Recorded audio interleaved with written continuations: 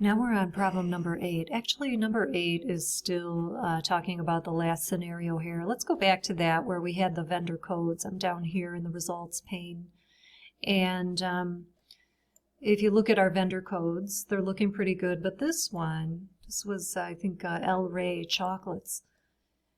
That has a space in it because it didn't have 3 characters to pick off it. L space Ray. And so looking at this problem, it says vendor codes cannot contain spaces. Use replace to replace any spaces with underscores. So that's probably the only vendor that's going to be affected, but still, let's do it. And you know, I want to say that we used the replace function maybe a long time ago, early on in the semester. I don't think this is our first time seeing it, but it's our first time looking at it within the context of functions, and now that you know a little bit more about functions and arguments. So the replace function has 3 arguments that we need to provide. The string in question. What are we looking for? In this case, we're looking for a space. Okay, and then what are we replacing that with? We're going to replace it with an underscore. So let's see here. I already have this. Now, this, you know what, actually I can, I'll just copy this one because we're still kind of in the same scenario here. So this is the one where I want to replace any space with an underscore. So I'm going to wrap this, I'm going to caps lock on. I'm going to wrap this in a replace function, okay? And I'll put the end of the function here, but I still have some work to do right here, okay? You do need, obviously, to keep track of your parentheses. That's like kind of a dicey area when you're nesting all these functions. Now I'm going to have nested functions 4 levels deep, so I really need to be careful with those parentheses. But anyway, we have the first argument in place. Okay, this is the string in question. This whole shebang here is the string in question. All right, and then what are we looking for? We're looking for a space. So I'm going to hard code a space. And then what are we replacing with? Underscore. Okay, that should do it. Let's go ahead and run that. Let's check out El Rey. There you go. Okay, no more space. We have an underscore instead. Let's look at number 9. This is get a list of item numbers and descriptions from inventory. Item numbers and descriptions from inventory. Use Ltrim to trim any leading blanks. Let me show you something here. I think I'll go back to grid view. And first let me get, we're going to select item, we're told item number, and the item description from the inventory table. Okay, and let's have a look. Uh-oh, let me comment that one out. All right.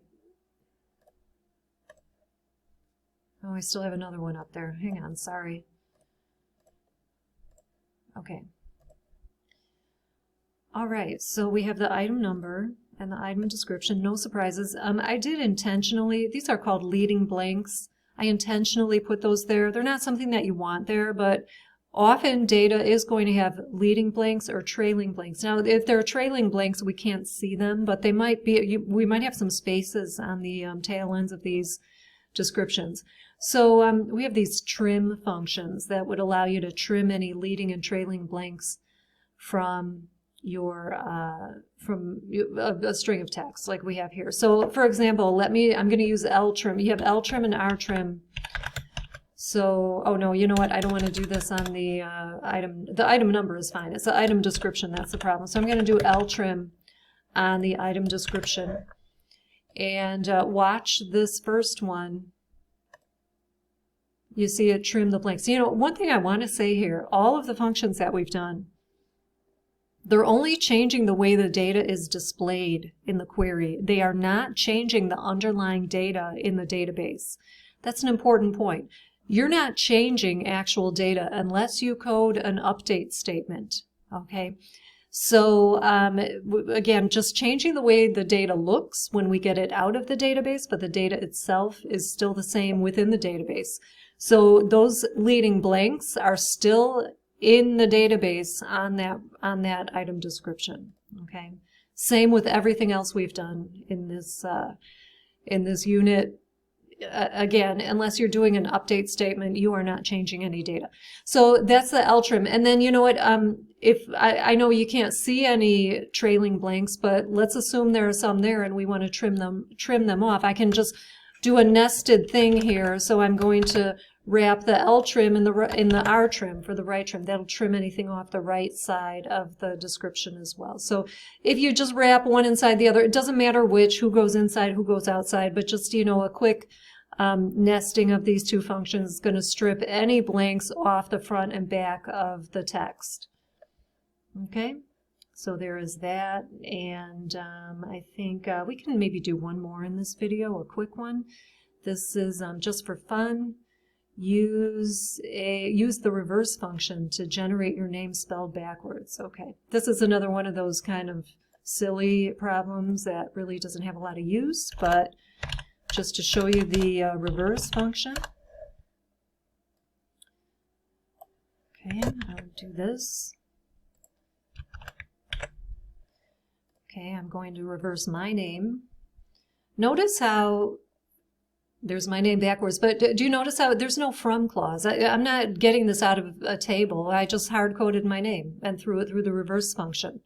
And so I'm just, you know, it's like a query that isn't based on any kind of underlying data or underlying table.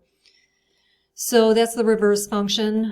Take it or leave it. I do think I might be asking for one of those on the homework just for fun. And then, you know what, one more. In this video, I think I have another replace coming up. Okay, in an industry-wide cost-cutting measure, chocolatiers are reducing all standard 3.5-ounce bars to 3.2 ounces and hoping the customers won't notice. Run a report with the updated product descriptions. Trim any leading blanks. Okay, so we'll update, and you know, I mean, we're not updating in the underlying database, but we'll run a report with the modified product descriptions. Again, not changing the data, you know, in the actual database, but running a report with these kind of new values showing where we're changing any 3.5s to 3.2s. So we can use replace to do that. So I'll just put the code in here. Let me uncomment it. I'll talk about what we're doing. Okay, so using replace on the item description, changing anything, looking for any 3.5s, that's for the 3.5-ounce bars, replacing it with 3.2. Okay, so there's your replace function, and then the problem also asked us to trim any leading blanks. So I ran the whole thing through an LTrim to trim off any leading blanks.